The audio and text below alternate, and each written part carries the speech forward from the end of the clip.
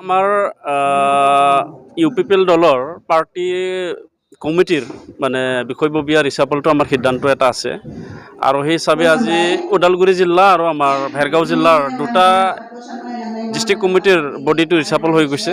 আমাৰ ভেৰগাঁও জিলাৰ কাৰণে নিৰ্মল বড়ো তেখেতক সভাপতি হিচাপে দিয়া হৈছে আৰু জেনেৰেল ছেক্ৰেটাৰীত আমাৰ দুজন আছে সংবিধান হিচাপে। এডমিনিষ্ট্ৰেটিভত আমাৰ এণ্টনি বসুমতাৰী ডাঙৰীয়া আৰু অৰ্গেনাইজিঙত আমি ৰুদ্ৰ বাহাদুৰ ছেত্ৰী তেখেতসকলক লৈ পেলাই আমি অনাগত দিনত ডিষ্ট্ৰিক্ট কমিটিটো আমি পূৰ্ণাংগৰূপে গঠন কৰি দিয়া হ'ব।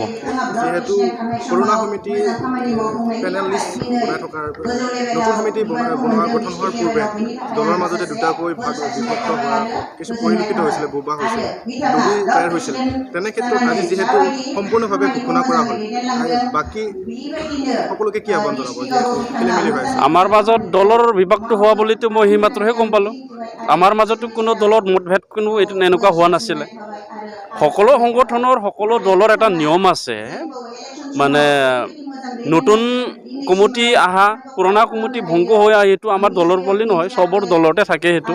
সেই হিচাপে আমাৰ ভেৰগাঁৱে হওক বা ওদালগুৰিয়ে হওক দুটা ডিষ্ট্ৰিক্টতো আমাৰ নতুন কমিটি পেনেল বনোৱাক লৈ কোনো মতভেদ ইয়াত একো হোৱা নাছিলে আৰু নহ'ব, সেইটো মই বিশ্বাস কৰোঁ।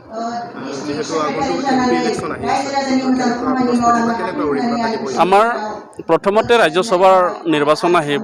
ৰাজ্যসভাৰ MPৰ কাৰণে বা নিৰ্বাচনৰ কাৰণে ইতিমধ্যে UPPL দলক এজন বা এটা চিট এৰি দিব বুলি ইতিমধ্যে ঘোষণা কৰিছে। সেই হিচাপে আমি ৰাজ্যসভাত এজন প্ৰাৰ্থী আমি দিয়া হ'ব আৰু আমাৰ পৰা থাকিব। আৰু আগন্তুক 2024 চনত যিহেতু পাৰ্লিয়ামেণ্টাৰী ইলেকশ্যন আহি আছে লোকসভাৰো আমাৰ কোকৰাঝাৰতো থাকিবই আমাৰ এজন কেণ্ডিডেট হিচাপে। আৰু আমি মংগলদৈৰ কাৰণে চিন্তা কৰা হৈছে যে মংগলদৈতো আমি প্ৰাৰ্থী থিয় কৰাব নেকি, তাৰ কাৰণে আমি চিন্তা চৰ্চাত চলি আছে। যিকেইগৰাকী ব্যক্তিয়ে নতুনকৈ জিলা সমিতিত প্ৰতিষ্ঠিত হ'ল, সেইসকলক কি আহ্বান জনাব?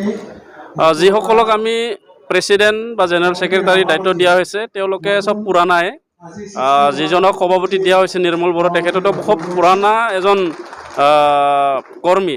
বহুত দিনৰ পৰা তেওঁ আমাৰ আন্দোলনকাৰী যিবিলাক সংগঠন আছে তেখেতসকলৰ লগত কাম কৰি আহিছে, বিভিন্ন পাৰ্টিত কাম কৰি আহিছে, হিচাপে তেওঁলোকে ছিনিয়ৰ। আৰু যিগৰাকী দুগৰাকী ব্যক্তিক আমি জেনেৰেল ছেক্ৰেটাৰী দিয়া হৈছে এডমিনিষ্ট্ৰেটিভ আৰু অৰ্গেনাইজিং, তেখেতসকলো ছিনিয়ৰ। আৰু মই এটাই আহ্বান ৰাখিব বিচাৰিছোঁ, তেওঁলোকৰ নেতৃত্বত জিলা কমিটি আমাৰ চলিব আৰু তেওঁলোকে যাতে আমাৰ সংবিধানৰ অনুযায়ী যি আকাংক্ষা সেই হিচাপে তেখেতসকলৰ যি প্ৰস্তাৱ মৰ্মে মই আজি সভাপতি আসনটো পালোঁ, তেখেতসকলক সকলোকে সমান মৰ্যাদা দিয়াটোৱে মোৰ প্ৰথম কৰ্তব্য।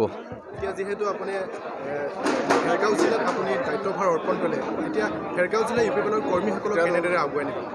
তেখেতসকলক আমাৰ যি UPPL দলৰ যিটো নীতি নিৰ্দেশনা, যিটো নীতি আদৰ্শ, এই সকলোবিলাক আগত লৈ তেখেতসকলক সকলোৰে সহযোগত মই আগুৱাই লৈ যোৱাৰ কাৰণে প্ৰথমে চেষ্টা চলাম। কৰ্মীসকললৈ কি আহ্বান জনাব?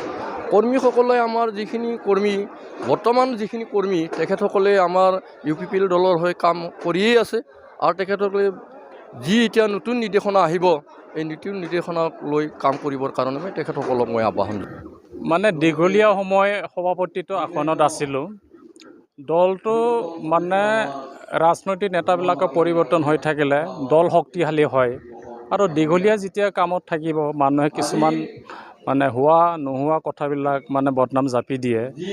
তো তাৰ কাৰণে হাইকমাণ্ডক মই অনুৰোধ কৰিলোঁ, দীঘলীয়া সময় সভাপতি হৈছিলোঁ, তো তাৰ কাৰণে এইবাৰ অব্যাহতি বিচাৰিয়ে মই বাৰে বাৰে হেঁচা প্ৰয়োগ কৰিছিলোঁ আৰু মোৰ হেঁচা প্ৰয়োগটো দলীয় হাইকমাণ্ডে সন্মান জনাই দিলে। তো তাৰ কাৰণে দলৰ হাইকমাণ্ডক মই কোটি কোটি ধন্যবাদ দিছোঁ। আৰু ভৱিষ্যত দিনলৈ দলৰ সভাপতিহে মই অব্যাহতি হৈছোঁ, দলৰ পৰা অব্যাহতি হোৱা নাই। মই দলৰ কামেই কৰি যাম আৰু দলটো শক্তিশালী কৰিবৰ কাৰণে মই আৰু বেছি সময় পালোঁ বুলি মই নিজেই ভাবিলোঁ। নতুন সমিতিৰ যিকেইগৰাকী ব্যক্তিয়ে বৰ্তমান পদবীত অধিষ্ঠিত হ'ল, সেইসকলক আপুনি কি আহ্বান জনাব? তেওঁলোকক মই এইটোৱে আহ্বান জনাম, যিখিনি মানুহক বাছনি কৰিলে উপযুক্ত মানুহ আৰু তেওঁলোকে মোৰ লগতে সহকৰ্মী হিচাপে কাম কৰিছিলে, তেওঁলোকৰ দ্বাৰা আৰু দলটো শক্তিশালী হ'ব বুলি মই ভাবিছোঁ। আৰু তেওঁলোকক নতুনকৈ নিযুক্তি পোৱাৰ কাৰণে আজিৰ যিখিনি নিযুক্তি পত্ৰ পালে তেওঁলোকক শুভেচ্ছা দিছোঁ, দীৰ্ঘায়ু কামনা কৰিছোঁ, লগতে শক্তিশালী দল জিলা কমিটি কৰাত তেওঁলোকে নিশ্চয় কাম কৰিব বুলি মই আশা আৰু বিশ্বাস ৰাখিলোঁ। ৰাজনৈতিক দলত ইয়াত মানে লবি এটা থাকে, মানে খুব এটা ডাঙৰো নহয়, মানে সেইখিনি বস্তু আমি কেনেকৈ শেষ কৰিব পাৰোঁ।